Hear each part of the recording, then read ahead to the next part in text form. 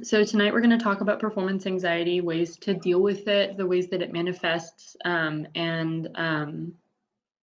just have a sort of open discussion about our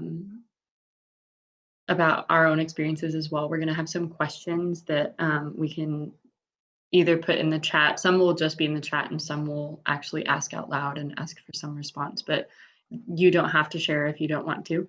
But we're going to start out with. Let me just get control of Kelly's screen here. So here we go. Maybe. Okay.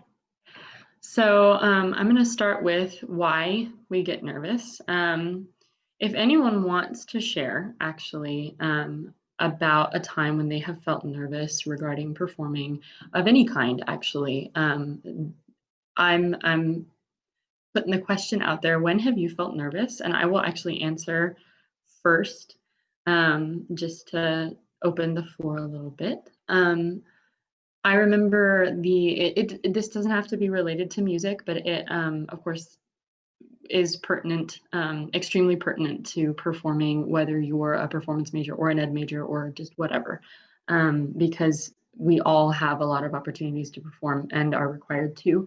But I remember the first time that I had to speak in front of a group of people, like in my speech class in 8th grade. I was absolutely terrified, even though I was super prepared, and I shook the whole time. My hands shook and my legs shook, but I got through it. Does anyone have a moment that they remember really, really being absolutely petrified of something, like in terms of performance?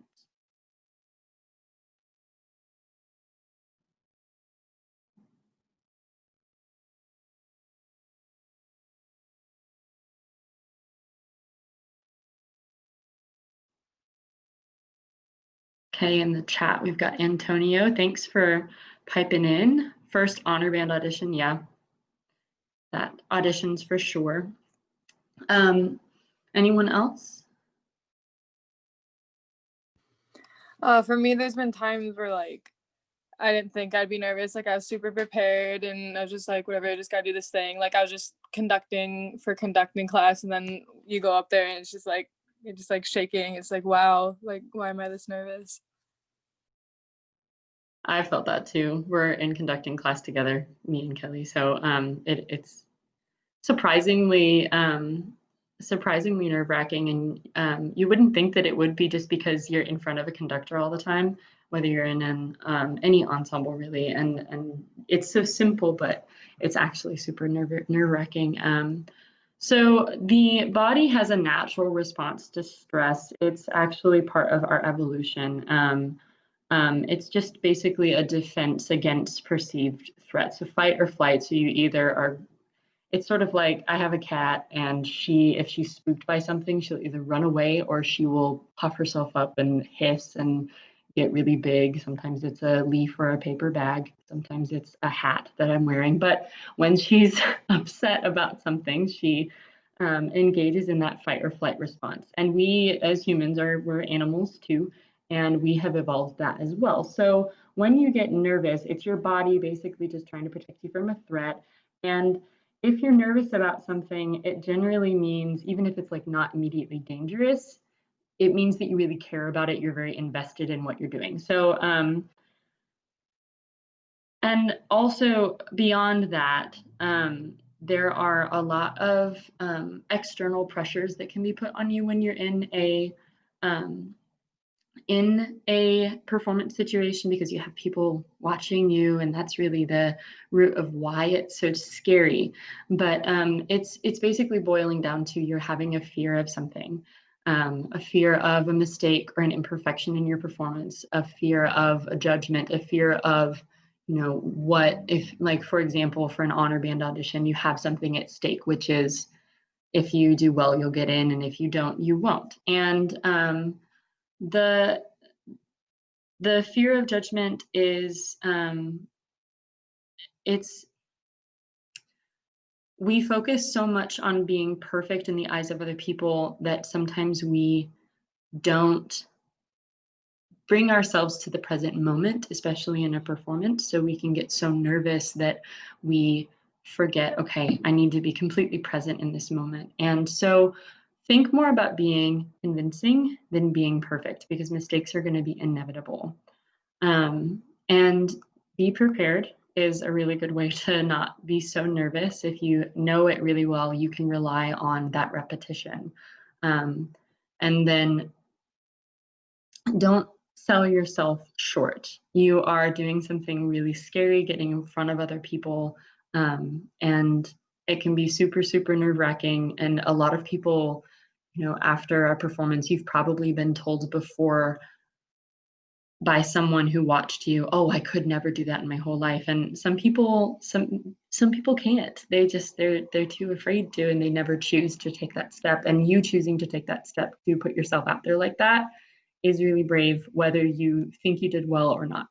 So.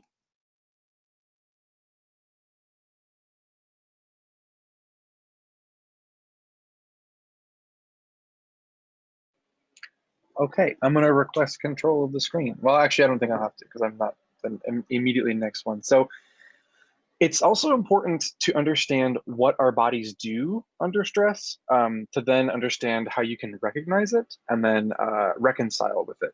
So stress is different for every single person, and it means different things to different people. Some people have performance anxiety, some people have like test anxiety, some people get stressed about like preparing for things. It all just manifests in different ways. Common ways that it can manifest physically are like shaking in your hands, like when you're getting ready to do something or play your instrument, tense muscles, lack of control, immense sweating. Hey, it's me. I'm here. At me next time. It's all good. That kind of like butterfly feeling that you can get, nausea, like a speedy heartbeat and heart palpitations. And there's like also that emotional and that psychological side, like forgetting your part, questioning yourself, imagining like what people are saying about you, that kind of thing that really can be really destructive. So if anybody wants to share, what are some symptoms that you have experienced from stress? Any stress?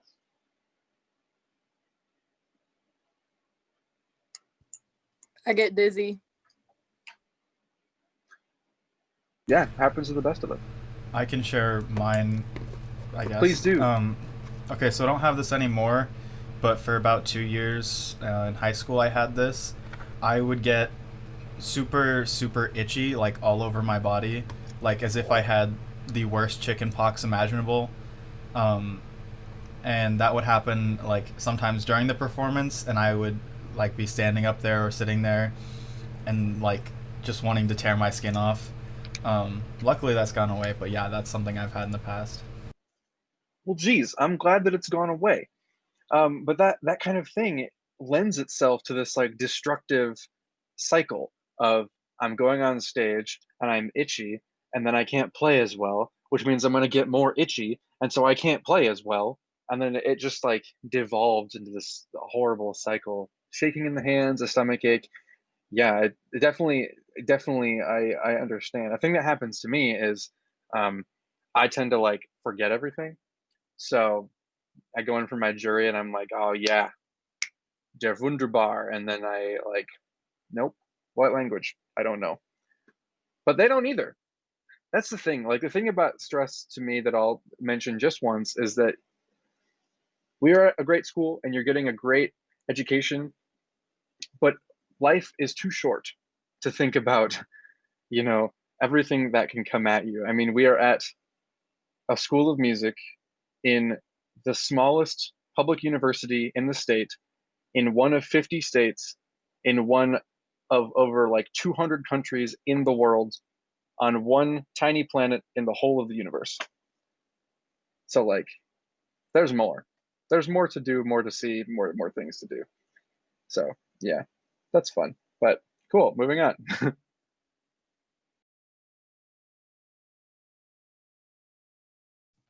Okay, so let's talk about coping with those nerves and those symptoms that you might be experiencing. So when you're coming up to a performance, there's kind of two different modes. It's kind of how I think about it. It's like the days and weeks coming up to the performance when you're starting to get nervous, and then there's like the day of the performance, like coming up to that, like you really have to prepare yourself. So let's talk about that first segment there where you're just like starting to feel those nerves starting to come in. So like you can listen to music, you can play some games, you can color. Like I used to have a coloring book at all state auditions all the time just to like keep my mind off the nerves a little bit. Read something. It can be like anything, or it can be something specific to helping with nerves. Just talk to people. Sometimes the best thing you can do is just talk to people. Don't keep your emotions bottled up. You can eat stuff, and what you eat matters. So like especially if it's like a couple days before the performance, make sure you're like trying to eat healthy and like keep yourself nourished, and same thing with staying hydrated. And then you can think about like perspective too. Once you feel yourself starting to get nervous, just realize you're pretty much just getting excited. You care about it, and that's why you're starting to have these feelings. So maybe instead of hammering in your head all the time, I'm nervous, I'm nervous, I'm nervous, instead think I'm excited. I have a performance. Yay, I'm excited, and I can feel it. So then when it's closer to performance time, like especially the day of, a really good thing to do would be to meditate, because that just really helps you to focus and quiet your mind and get some of those scary thoughts out. A really good app for that is Headspace. They do have free meditations on there, and there's some other ones they have to pay for, but it's not that expensive. Another one would be to stretch. I do that a lot. It just really helps, especially with like shaking or feeling tense. It helps your body to loosen up. Same thing with like moving around. You do like jumpy jacks or just walk around, something like that. Just kind of physically burning those nerves. Affirmations are really great, and it can feel kind of weird at first if you're not used to it. But basically it's just like saying positive things to yourself out loud. So there's this, oops, I went to the next one. I wanted to show you these. Can you see this website that I'm on? Okay. So these are like specifically for musicians. So let's look at some of these. I really like this first one. I am grateful for the opportunity to make music. Music is good to me. My music is good to other people. My music creates the value for other people and for myself. There's a whole bunch of these. Take just a minute to read those.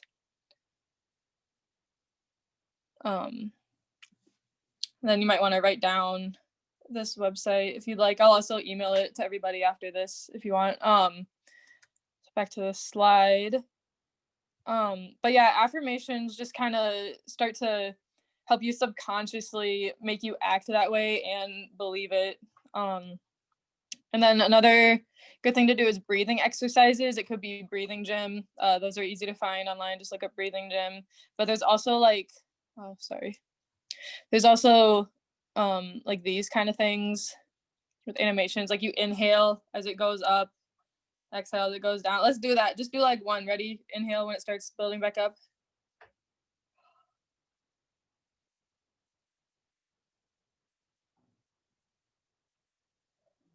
See, isn't that nice? Just like a little visual to help you with that. Just kind of breathing all that stress away.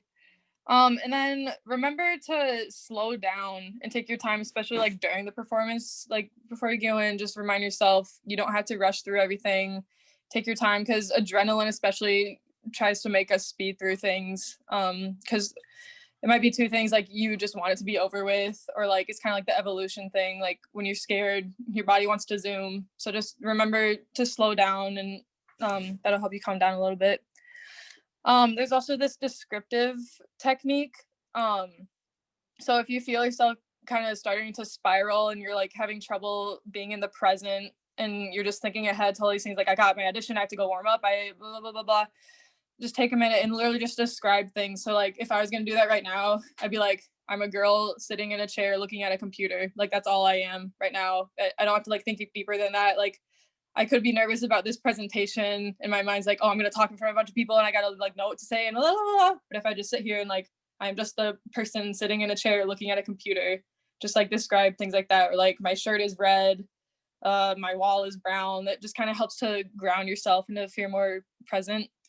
And then this ground yourself thing, that's just like kind of physically feeling where you are, like feel your feet on the floor, sitting in the chair, your arms on things, stuff like that. That's another thing to just kind of help you become present, and to kind of stop that spiraling. And then other things to think about, mental health definitely has a big part in like everything we do. So never feel afraid to reach out and try therapy and medication and stuff like that. It can definitely help in lots of areas of your life. And you should never be scared to try those things. There's also like master classes you can watch. Those can be like old ones that have already happened on YouTube, or just if you see those opportunities, take advantage of that. And of course, research, like we got the internet. We'll give you some resources later to help you research if you're interested in that. Another thing to think about is perspective. So this first one, acknowledge your feelings and reframe them. Anxiety and excitement trigger the same part of the brain. So it's kind of just your body's natural response to have all of those symptoms. So definitely don't try to like ignore it and pretend that you're not nervous, because that won't really help anything. And it's okay to feel nervous. It's important to remember that it's natural and it means that you care. So acknowledge those feelings. Just think about what you're doing, acknowledge that it's a big deal, and acknowledge your emotions too, but then try to reframe your emotions with a positive mindset. Like we said before, think of being nervous as being excited instead, or like just it's showing that you care so much about this thing and that you're passionate. Another thing to think about is remember the big picture, kind of what Randy was talking about before. Like this, every little thing you do is a part of a bigger puzzle. It's your next performance is not your first performance. It's not your last performance. Even if the stakes are high, it's not really your last shot at having a successful musical experience. And any one performance isn't really like make or break it. Like you'll be fine if it doesn't go as well. Of course, it's fine to feel sad if it doesn't go as well. But really everything we do is just part of the journey, part of becoming a better musician, part of learning more so that you can teach other people if you're an educator. It's all just steps to grow as a musician. Then this third point, being in and communicating the present moment. It's really hard not to think about judgment while we're performing in front of other people. But this is your time to make music. Really think about like, why do we do music? It's not to like get people's approval. It's for you to communicate with other people and an emotional outlet. So like performance is your time. And of course we want to affect other people's lives in a positive way with our music. But it really shouldn't be our main focus so much that we're like scared of other people perceiving our music. And also try not to think ahead to the hard parts of the music. Like you're playing this or singing this lyrical part and it's like pretty easy, and in your head you're like, oh man, I got those really fast 16th notes coming up and I'm gonna mess it up. Try not to do that, even though it can be hard. Or thoughts like, oh, it usually sounds like this and now I sound like this and I hope it'll sound like this. Really just try to think about whatever phrase you're on, whatever note you're on, the measure. Really try to stay present in that moment, because that is, like I said, it's your time to communicate that music. And then I have the source here. It's from a blog. I will send that to you all later. And then preparation. So of course, you have to have your music prepared. That'd be kind of bad if you went in there and sight read for performance. But yeah, start learning your music as soon as possible, just so you'll feel more comfortable. And then like the day of the audition or performance, is really good to have time to look at the music plenty ahead of time, just to get it in your brain and in your system. Practice performing in front of other people so that when you have the actual performance, that's not your first time doing that. It's important to feel those nerves before you actually do it. And even recording yourself is good too. That feels different than just sitting alone practicing. Having equipment prepared, it's a good idea to have that prepared the day before, because there's just usually so many things you have to worry about before a performance. So it's best not to be like running around making sure you have all your music, your stand, mutes, reeds, oil, grease. try to have that all together the day before if possible. Have your body prepared. Make sure you're getting enough sleep if possible. And it would be a good idea to start doing that like at least a week before the performance. Because like it's hard to just like go to bed early one night. Think about what kind of food you're eating, like we talked about before, making sure you're hydrated. Those are all things that you should be trying to do more than just the day before the performance. And then to have your mind prepared, make sure you have time for yourself before the performance so you can kind of have your mind clear. Try not to be rushing around. That kind of goes with having your equipment all in order the day before. And then have a plan for after the performance as well. Because like if it goes well, you can celebrate, yay. But if it didn't go as well as you wanted to, you'll kind of have something there to lift your spirits, and like just knowing that there's something there for you to do afterwards can kind of feel safe and reassuring.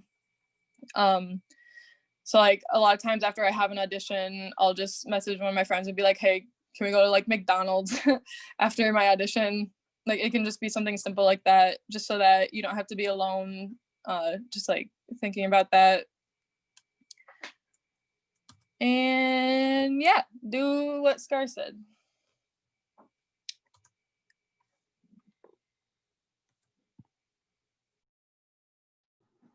So on the experience of actually performing, getting experience is what's going to make the performance experience for you better.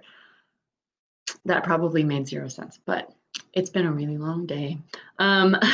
So take opportunities to get out of your comfort zone. Try to play for other people, record yourself and listen to yourself play. Sign up to play in seminar more than just the number of times per semester that you're required to. Raise your hand in class and talk, and even like just give yourself more opportunities to be doing in front of people things that you're a little bit scared about or nervous about before you do them. Definitely go for auditioning for ensembles and doing auditions for things, even if you have this audition for a program or an ensemble and you don't think you'll get in, or it's very unlikely that you will, or your teacher has told you, hey, it's pretty unlikely that you'll get in because of your skill level, but I still want you to do this audition because you'll get the experience of auditioning, especially if you are to go into like a really heavy performance area and like actually be auditioning for young artist programs and stuff like that. It's really, really valuable to do a couple of test runs. So an audition can be more than just, like, you can go to an audition with more than just the goal of getting into the program or doing whatever will be an opportunity for you if you were to do well at the audition and get accepted or whatever. But the goal of an audition can also just be to get familiar with the auditioning process for whatever thing that is. And it's just, it gives you more experience to be nervous. So we fear what we don't know. So discomfort is something that helps us grow. I put that in there. I came up with it. It rhymes. I'm very proud. Basically, if you're uncomfortable being nervous and doing something that makes you nervous, what you can do is familiarize yourself with it so much that you become desensitized to that nervousness. And it's very liberating once you get to that point. If you can think of an opportunity you can take within the next week to get out of your comfort zone, like playing in seminar or playing for a friend or your family, feel free to like write that in the chat. That's a good question. If you can think of something you can do within the next week to implement getting out of your comfort zone and performing and practicing being nervous. Then other thing that you can do is if you don't want to playing a jury, yeah, for a friend, yes, that's very fun for the friend just as much as it is for the person playing. I went to, I don't know if you guys know Brenda Savchik, but she's I think she's a senior. She plays the organ, and she was doing her organ recital last year, and she was super nervous about it, but very passionate about what she was going to be talking about. And she was in JV and asked me to come and listen just because I was in GB Pack, and she saw me. She was like, "Hey, come listen to my jury." And she played for me, and I was just totally floored. It was really cool, and it was really awesome to get to talk to her. And the performance was amazing. Like, it wasn't perfect, obviously, but it was super packed. It was super nerve-wracking, even just for me being in there thinking, oh my God, what if this many people came to see a recital of mine? That would be so scary. But she did an amazing, amazing job. And she, implemented that play for someone else. If you don't want to play for someone else, you can always start out with just changing your mindset. So thinking of things that you're already having to do, like being in a lesson or practicing or being in a rehearsal. You can treat those things like a performance, and you're incorporating into that practice time, that rehearsal time, that learning experience, the nerves, or the idea of, like, if you can sort of make yourself a little bit nervous in a situation that's not as unsafe, maybe it just helps you practice being nervous and trying to do something under pressure. And then the other thing is that you have to make sure that you keep in mind that you're at school to gain experience and not to be perfect. And even when you are out there doing your thing in the real world, like, you see people perform, and there's never a perfect performance. Even if you can't tell, like maybe you see like the President's Own Marine Band, one of the best wind ensembles like on the planet. Even if you can't tell, like even if you at the performance are like, oh my gosh, that was perfect, there's probably going to be something in there that one of the instrumentalists, like someone's going to have messed up, but you won't be able to hear it. Or maybe like their tone wasn't exactly the way they wanted on that note, or something really nitpicky. So as you get more and more experienced and more knowledgeable about performing and your instrument and whatever you do, you will be harder on yourself than any audience member will be. And you also should keep in mind the fact that the people in the audience who have the same level of experience as you do to be able to hear those mistakes is really, really, really low most of the time. So don't be afraid of your audience, because you're the one up there performing and you're most likely the expert on whatever you're doing comparatively. Why is the slide not going to the next one? Okay, there we go. Acceptance is also super important. So accepting the possibility of failure is a really, really key thing to having a successful performance, because it's not like the success of the performance itself, it's the well, it can be. So like when you accept the fact that failure is an option, it becomes less of a daunting thing to think about. So the stakes are essentially less.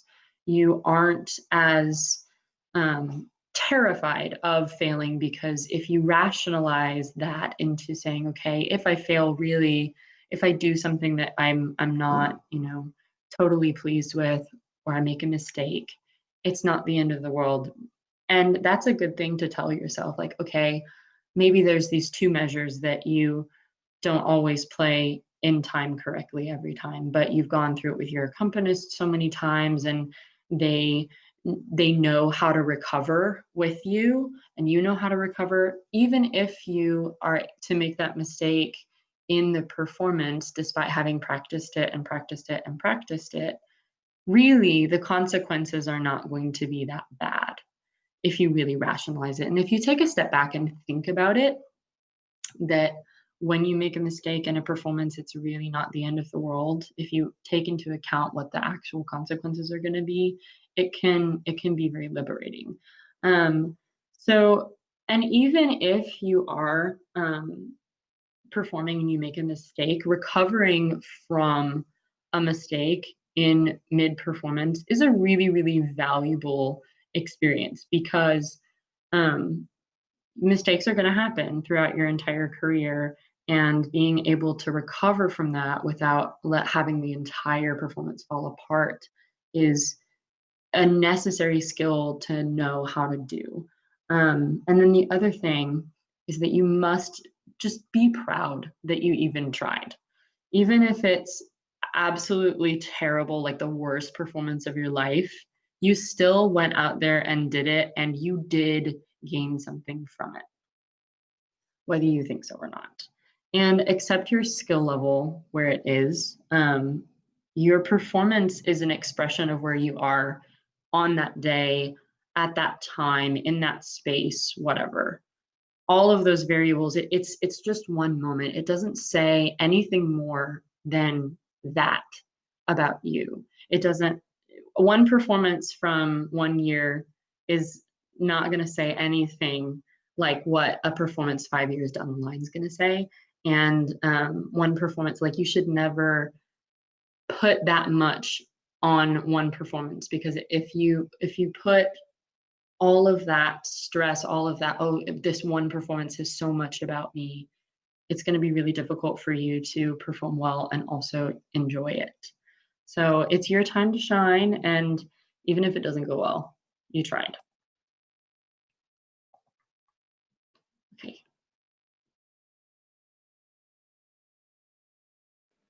Okay, me. Kind of like a thing on that vein. I'm gonna sound like all of your moms for just a minute, but like, if you are in that scenario and you goof up, and you think like, oh God, people are judging me. The truth is, if people judge you like that, it says a lot more about them than it does about you.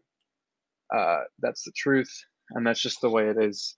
Additionally, try to separate what you produce from your value. It's really hard to do that, but you got to. I mean, you are worth more than what you produce or what you put out there. You're a person first, and then a musician.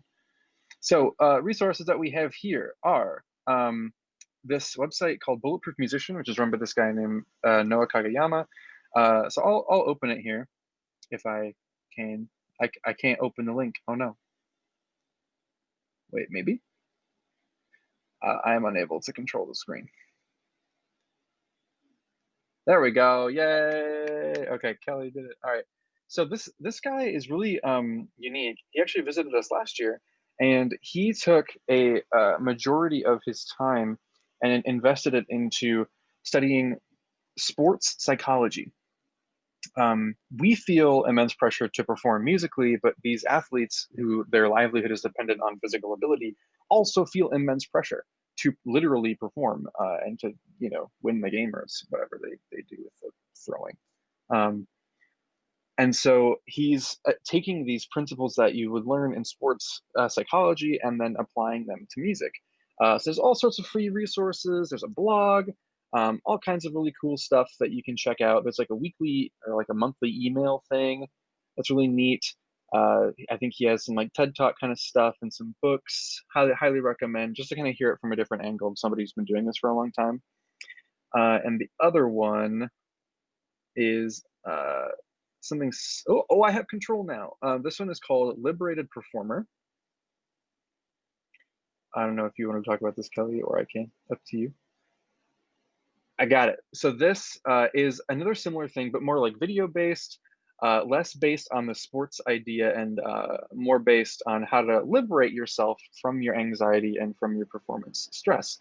So there's a ton of things here that are actually quite relevant to our modern day, like Zoom auditions, practicing auditions, like practice principles were like overlapping from performance anxiety to practicing, and all kinds of stuff. And Corey Lee's big news. Look at all of his credentials. Big man, Juilliard, Yale.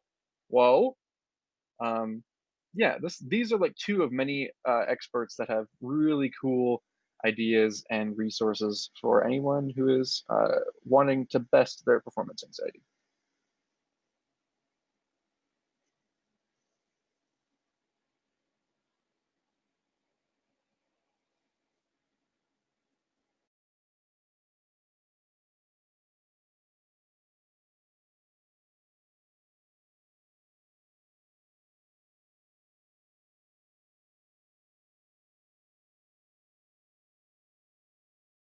Is not me.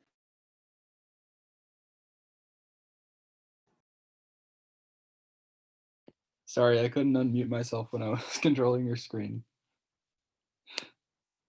Okay, so I'll talk a little bit about planning and how that can help to de-stress. So planning can be preventative of stress. If you obviously like it goes into the same vein as preparation, except you plan your preparation is basically how I look at it, at least. So you can look at things one at a time when you're first starting to plan. So you can either look at like a bunch of individual things that are coming up, or if you have like one large like audition or jury or like a recital or something, splitting it up into different sections can help a lot, and like working on each of those individual sections, but you do that during your planning time. So break you break whatever you're preparing for down into little tiny bits.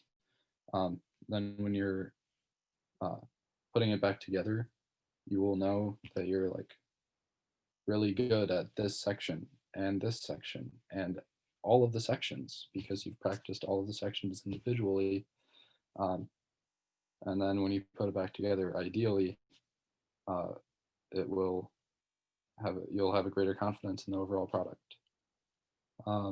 So what and when, so know what you want to do and when you want to do it. This is essentially how planning works. So you schedule practice or preparation time. So that's basically how like that's the what's the word? What word am I trying to say? I don't know. Yeah, okay. Well, I don't know words. So you schedule your practice and preparation time to build up to the performance. So you start early, like Kelly said in the beginning. Start planning before you start practicing or preparing. So you plan to prepare, and then ideally everything will be basically ready a while in advance, and you'll just have like little bits and pieces to clean up.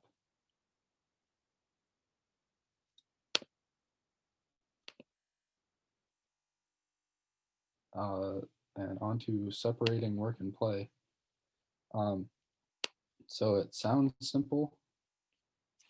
You've probably heard it many times, but it is not easy. The idea of it is, or my idea of it is, when you're working, and when you're not working, you shouldn't be thinking about working.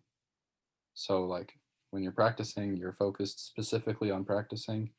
You're not focused on like watching a YouTube video or like focused on what you're going to have for dinner or what you're going to do that night. You're just focused on practicing and like making beautiful music.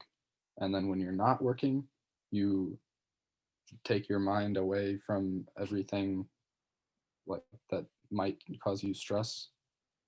Because if you're thinking about working while you're not working and you're thinking about working while you are working, then you're always thinking about what you're supposed to be doing or what you think you're supposed to be doing, but what you don't actually need to be doing. So that's a pretty simple concept, but it's quite difficult to put into practice. I still have trouble with that. Making time for both working and like yeah, fun and self-care and everything that is not pertaining to homework or practice or classes. So after you get your work done or your planning done, you can have your treat of like some fun time or some time with friends. And time for fun can either be like planned or unplanned. I personally don't plan fun activities too often. I just like, if I'm done doing stuff, I just do fun things. And then the last thing, Randy and I think Kelly talked about it a little bit. What you do or how you play is not equal to who you are. You are a human and a musician, and those are two separate things. They do not affect each other in the slightest. So if you don't think you're good at your instrument or at music, why would you let it affect you as a person? Or if you think you're incredible and a prodigy at your instrument, why would you let it affect you as a person? If we think of ourselves as our work, we can get into unproductive mindsets. So that's basically, I'm really bad. I don't deserve anything positive that comes to me, or like any good opportunities that I have, or any relationships that I'm in. Or the like on the opposite of an end of the spectrum, I'm really good. I don't need to practice or try on anything. I'll just get handed things because I am good at what I do. So these are both mindsets that will lead you to less happiness and likely more stress because one of them you will, like the negative mindset, or they're both negative. The like self-deprecating mindset will get you into like, I'm really bad, so I'm just not going to do anything because there's no way I can get better. And the I'm too good for everything mindset will get you into, I don't need to practice for lessons. I don't need to prepare anything because I can just do everything perfectly the first time. And I can guarantee that you will not improve at all if you have that mindset. But I don't think anyone here does. There are some musicians who do. And that's all I've got for that one. Okay, we have one little activity to wrap this up.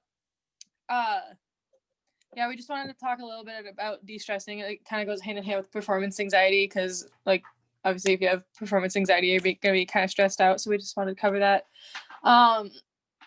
So first of all, appreciate this nice little cute picture I found. That makes me very happy, and I hope it makes you happy too. It's an encouragement. It's a pun, and it's good. Okay, so if you have a paper, please get it, and a pencil. If not, prepare to write in the chat. I'll give you a couple seconds.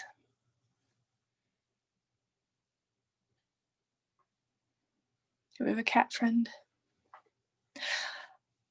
Okay, so what we're gonna do, you're gonna write a note for your future self. Kind of more focused about being like before a performance or an audition, or it can be just something for every day, something that you need to hear as a human and as a musician. Think about like talking to a friend or someone you love, like when someone's nervous or like feeling bad about some things, you give them lots of love. So why would you not do the same for yourself? You're a human who deserves love. So you should give it to yourself. Or you could think of this as like conquering a lie that you believe about yourself. So for example, mine would be people will love me even if I mess up. And that can be yours too, if you really feel that way. So if you could just think about that and write it down on a piece of paper or in the chat, and then once I say, you will hold it up to the camera or just type it in the chat. So I'll give you like a minute to do that.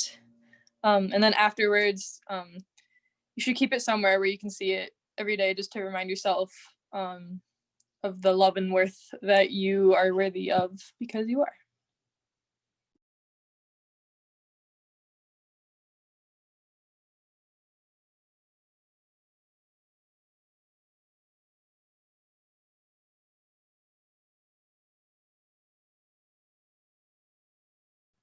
Just to help a little bit too, like think about when you get nervous, like what bad thoughts start to come into your head. They're probably lies, because our minds like to be mean to ourselves. So think about that kind of thing and what you would really want to hear from yourself when you start having those thoughts again.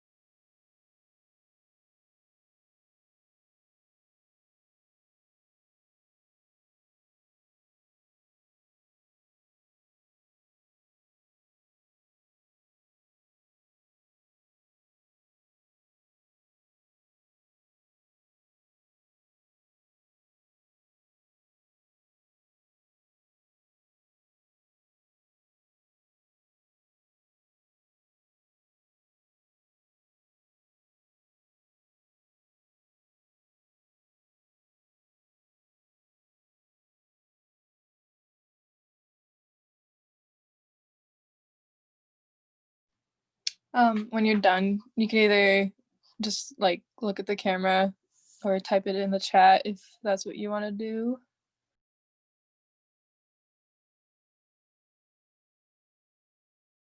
If you have it on a piece of paper, you can hold it up to the camera. Yes, Emily. Yes. Realness. Good stuff. Okay, so Emily said one person's opinion doesn't define me as a musician. Yes, or as a person, because you're amazing and you can make music, and that's beautiful, because some people can't read music and we make beautiful sounds. Antonio says 1, even when I don't do as good as I hope I do, I know I'll still be respected by others for trying. Yes. 2, I know I did terrible, but that is not going to change the fact that I gained something from it. Yes, again. 3, I failed, but that won't keep me from ever trying again. Yes, these are all really good things. Marcos says, I will be the only one to remember this bad performance in the future. Yeah. Yes. Odds are you probably won't even. Yeah, that's true. Something one of my friends says is, you think about you more than anyone else does. That makes me feel better about a lot of things. Levi says, you've already put in the work, time to do the thing. Yeah. Nice. Yeah, good point. Like, just be proud of yourself for working so hard. All you can do is do it, like Levi said. Riley says 1, you're always capable of a great performance. It's really nice. 2, we all have bad days, but we can have better days in the future if we just keep moving. Yeah. I love that. Was there anyone else that was gonna hold theirs up? Let's see. Okay, I think we got them all. Okay, if you put that in the chat, it'd be really nice if you could like write that down, just to have it somewhere you can see it, ideally every day, or at least like before performances, like you can put it in your case or your music folder or something. But yeah, we know that this presentation isn't gonna like magically fix nerves. Like we said, nerves are natural. You're gonna have them forever, but we just hope that we were able to give you some tools to help you figure out what works for you in the future. Good luck in all of your future endeavors and performances. We believe in you, and we're very proud of you. If you have any questions, you can ask us, you can email us, you can stay in chat if you want, but otherwise, thank you very, very much for coming. We had lots of fun. Have a good night. Bye-bye. Go get them, Tigers or Panthers. Go Cats. Yeah.